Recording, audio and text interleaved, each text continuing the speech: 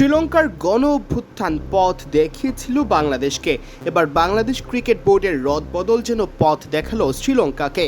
এশিয়ার ক্রিকেট বোর্ডগুলোতে অস্থিরতা যেন বাতাসের বেগে ছড়িয়ে পড়ছে। পাকিস্তানের ক্রিকেটে রদবদল তো স্বাভাবিক ঘটনা হয়ে দাঁড়িয়েছে।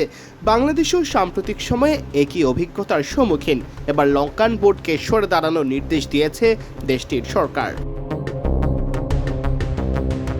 মূলত দুর্নীতি আর অব্যবস্থাপনার অভিযোগে বোর্ডের ওপরেই কঠোর নির্দেশনা আরোপ করেছে শ্রীলঙ্কার সরকার।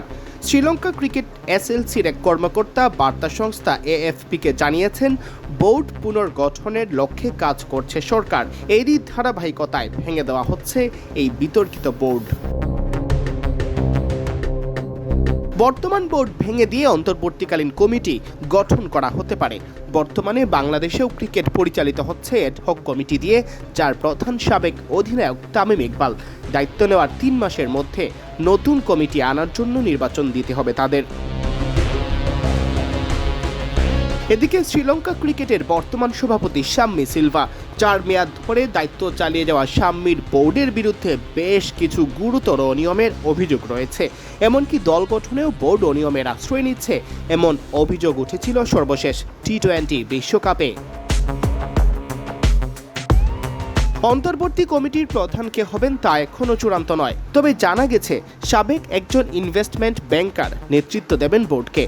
শ্রীলঙ্কার ক্রিকেট প্রেমীরা অবশ্য এই সিদ্ধান্তকে সাধুবাদ জানাচ্ছেন। যদিও সরকারি হস্তক্ষেপের কারণে আইসিসির রোষানলে পড়ার শঙ্কা উড়িয়ে দেওয়ার সুযোগ নেই। 2023 সালের নভেম্বরে বোর্ডে সরকারি হস্তক্ষেপের কারণে শ্রীলঙ্কার সদস্যপদ স্থগিত করেছিল আইসিসি।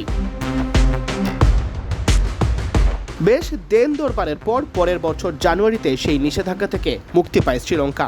এরপর বোর্ড চলছিল ভালোই, তবে নতুন এই সংকট লঙ্কানদের আবারও কোনো নিষেধাজ্ঞার মুখে ফেলে কিনা, তাই এখন বড় প্রশ্ন। সিয়াম চৌধুরী, বিডি ক্রিক টাইম।